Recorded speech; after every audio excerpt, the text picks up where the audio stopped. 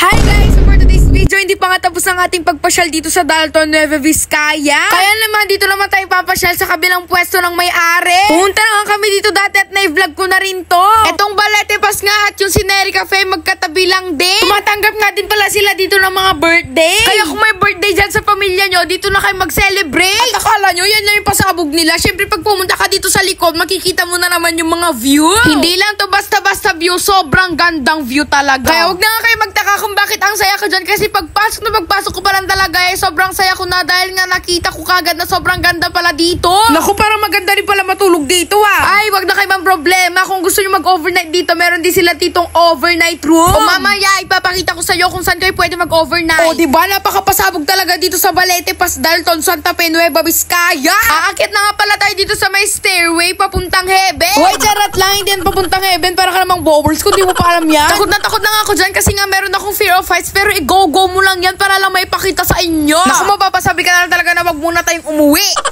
Naku guys, magdahan-dahan nga lang din pala kayo dito sa pagbabat pag-akyat. Naku, baka mahulog kayo. Talaga naman baka makita nyo yung stairway papuntang heaven. Sabi nga ni tita, mag-picture muna kami. Sino mo naman ako para tumanggay, diba? Pagtapos naman namin na mag-picture, papunta naman kami dito sa may stairway papuntang hell. Naku guys, kung aakyat nga kayo dito ay dahan-dahan lang talaga kayo, nagigigil ako sa inyo. Hindi pa nga kasi ata ito tapos kaya wala pang hawakan. Para ka namang bobbles. Pero guys, aaminin ko, nag-enjoy talaga ako dun sa taas. Kasi paano ba naman? Kasi nakaka-enjoy, nakaka-relax, nakaka-refresh. At ayan na nga, pupunta na kami dun sa sinasabi ko sa inyo kanina na pwede kayo mag-overnight doon. Pero guys, napansin ko dito, merong mga nagbago dito. Kasi guys, nung last na punta ko dito, hindi pa to ganito kaganda. Eto na guys, yung stairway papuntang hell. At eto nga yun guys, dito kayo pwede mag-overnight, mag-stay gano'n. Tapos guys, pagising mo sa umaga, sunset, tapos magandang view ang bubungad sa'yo. Nanggigigil ako sa'yo. Siguro maganda dito kapag mga 5 AM o 6 AM, gano'n.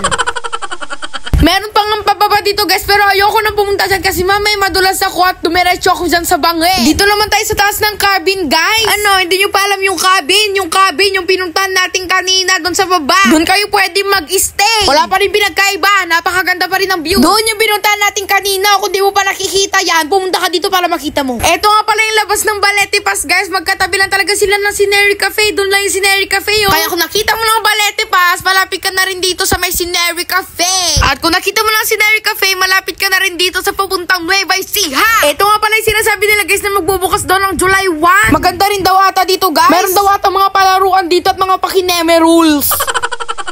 Sa ngayon guys, sarado muna to. Malamang, ano ba sinabi ko sa inyo, magbubukas to ng July 1, diba? Abay syempre guys, kapag pumunta kayo dito ng July 1, dumiretso na rin kayo dito sa may Sineri Cafe at Balete Pass. Naiintindihan nyo ba yun? O kung gusto nyo linawin ko ulit? Ang sabi ko, kapag magbubukas to ng July 1, dumiretso na rin kayo dito sa Sineri Cafe at Balete Pass. Magkakatabi din naman pala to, huwag na kayo mag-alala dyan. Ayun na nga, nagigigil ako sa inyo. Ito ang palatandaan na nandito na kayo, yung Mabuhay Nueva Vizcaya, tsaka yung Converge Fiber X. Ano nga Buhay Nueva Vizcaya? Mabuhay Nueva Ecija, parang di ka nag-grade 2. Huwag na kayo mag-alala guys ha, kasi alala kayo ng alala dyan. Along the highway lang din naman itong mga to. Ay, parang di kayo nag-grade 2. Dito nga yung Sineri Cafe tapos doon naman yung Balete Pass sa kabila. Basta guys ha, kapag magbubukas to ng July 1, dumiretso na rin kayo dito sa Balete Pass at Sineri Cafe. Mag-grade 2 ka para malaman mo yan. Go!